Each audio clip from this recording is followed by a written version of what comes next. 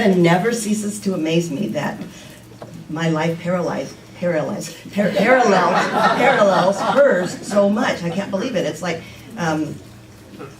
same thing happened to me yesterday. Usually I kind of plan on talks on Wednesdays or Thursdays, but I didn't do it this week, and I was planning on Thursday or on Saturday to kind of go back in my little room that's a sanctuary and turn on the soft music and get it all done. So I shut the door and got ready to read and meditate and just kind of feel the talk, because I like to do that.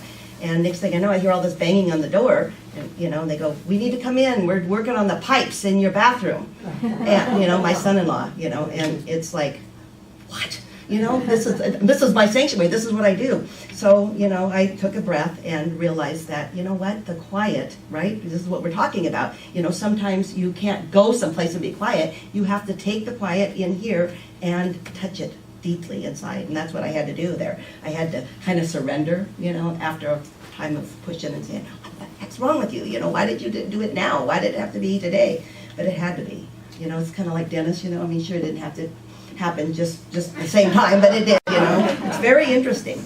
But, so we're talking about, surrendering to this quiet, this deep, this beautiful beauty that we have way within us. That's what I want to talk about, this quiet place that we have. Exactly what you talked about is that each of us have this place inside of us that we can touch and live from, see? And when we're prayed up, if I had been prayed up at that time when the bang hit the door, and stuff, it would just be, okay, no problem. I'll go somewhere else or I'll stay there and deepen if I wasn't at the time, I guess.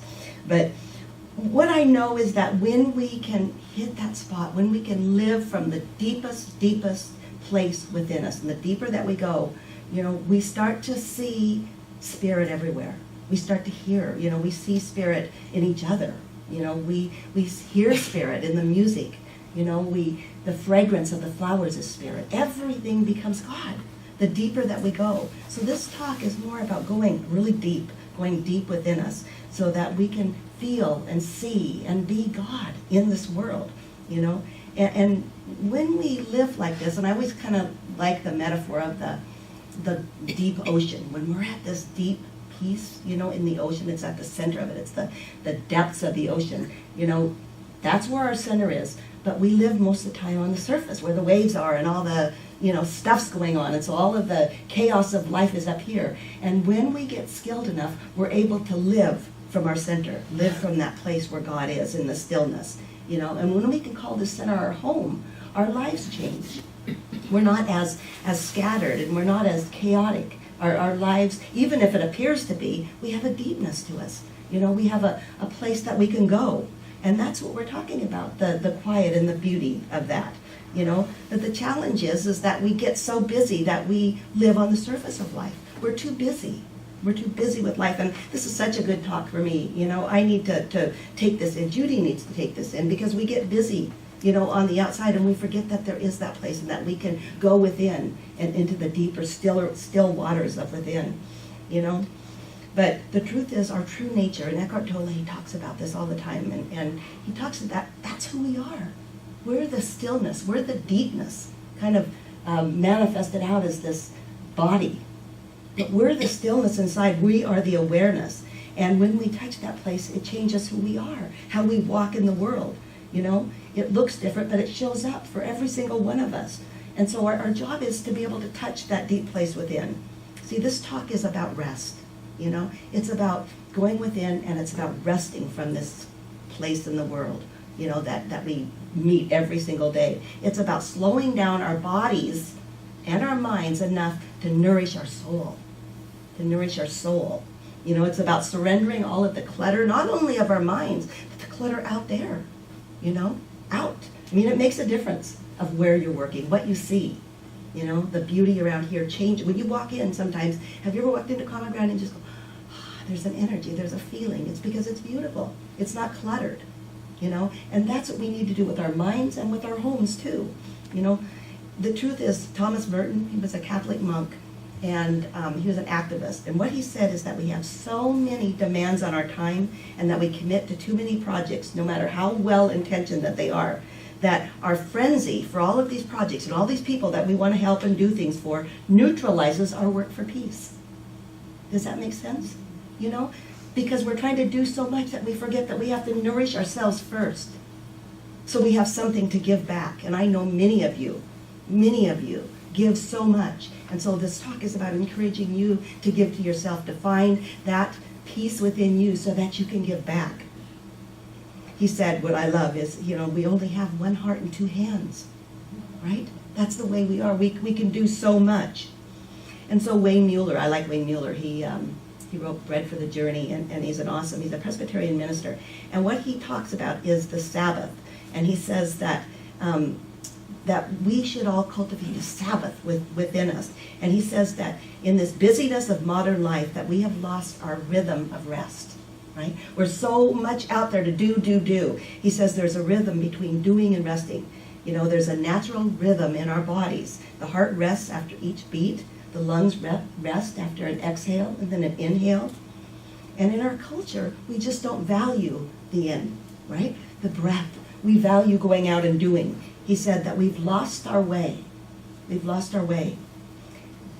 We miss the quiet that gives us this wisdom. See, it's the quiet, it's the rest that gives us the space that God is, that gives us the wisdom to do in the world. He says, from the rich executives to the poorest of people, that we're all too busy anymore. We're too busy for each other. And he says it's become like a badge that we wear. Does that make sense? A badge. We become so busy. And I got to thinking, what does that mean? A badge that we wear. Because we think that the busier we are, the more important it is. And I got to thinking, is that really true? And I remember being in a meeting. You'll remember this too. And it's been years ago. But a person came to the meeting and carrying books like this, and her hair was in her face, and she was breathing really hard, and she comes down to the meeting and she just sits down, and everybody, she goes, oh, I just worked so hard, I've just been working on this, and everybody just kind of took a step back. And I'm going, and this is a spiritual meeting, right? When we were trying to talk about meditation, talk about classes and things like this, and I'm thinking, boy, I work hard. That was what the message was. And the truth is that that's not what it's about. It's about working smarter. It's about going inside and bringing that energy. See, we're all energy being, and this chaotic energy that she brought, was difficult. So each of us, it's not a badge that we wear of how much we do. We do more by doing less sometimes. And that's hard for all of us to understand. We're so busy sometimes that we're killing ourselves. Do you know that how in the Chinese language they have the pictographs, that picture things? Okay, the one for busy, you know what it is? A heart and killing. That's what the two words are. Heart, killing, for the word busy. It kills your heart when we are so busy. So why is this happening so much, And he says, it's because we've forgotten the Sabbath. And he's not talking about the day of the week. He's talking about we forgot that space within us, that peace, that deep peace within us, that we have forgotten about it. Because that's where we nourish our souls, That's where we step back and we breathe and we feel God. Because when you're so busy, you lose it. You lose everything, I read, Callie, you might like this, I read the story about this gifted physician who was so busy, and he was going to med school, and he was just doing all of this work. And what happened is that he said that when he was speaking with the patients, his head was so tired, basically, that all he would do was try to figure out what was going on, and he ordered tests after tests after tests. And then finally, when he had a break, and he took a moment through meditation, he went for a walk, it came to him, the answer. And see, I'm kind of thinking that's what happens in our lives, is sometimes we're so busy trying to figure stuff out, and when we take that breath, when we take a breath and we step back, when we get with nature, whatever brings you, to that still place, the answers are there.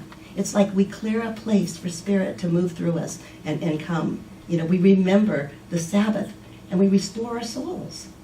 We restore our souls, which we've forgotten, So the practice of Sabbath is really about taking refuge. It's about being apart from everything, making your home in me, is what Jesus said. The kingdom is within you, alive and miraculous in this very moment. When you rest, you will remember who you are. You are the light of the world. I don't usually quote Jesus a lot, but I love this. I love this, what he says. You are the light of the world, and you know it when you take a moment. You feel it moving through your body. you know? And Tole says that it's our essential nature. It's who we are, that we are disguised as a body. We are stillness, disguised as a body. We are the I am, he says. And this stillness is the energy from which we came. It manifests out as each and every one of us. If I was to see you vibrating as molecules, you'd be the stillness, this love. That's who you'd be. But you're manifested out as each one of you today. But you are the spirit within, you know? And it's this spirit that directs us. So, you know, how you do it, Judy mentioned it, through meditation, through quiet, through nature, you know, and Eckhart Tolle talks about nature. He said that's how we do it. He says that the nature becomes our teachers. When we look at a plant, when we look at a tree, it becomes our teacher because of its stillness. And I think back to how many of you have talked about your times in nature, about going different places. And I remember I just took a trip to Yosemite, and there was all of this. I was on the surface, right, riding bikes and doing all the fun things that I do, and there was this little meadow that was across the road. I took my bike all by myself and I rode through over there, and I climbed a tree, I can remember. And it was so cool. It was this big, beautiful tree that overlooked everything. And there was a feeling, a stillness that came over me. And it's like everything stopped. And that's what we're talking about. It informed me. You know, when I go back to try to think about the quiet now, I think about that space that is within each and every one of us. We don't have to go there, but if you have a place that you can, it's awesome. So that's my prayer, you know, for each and every one of us, is that we create the beauty inside with the quiet, you know. It's in here every single moment of our life if we step back into it, if we take a breath and we let it move through us.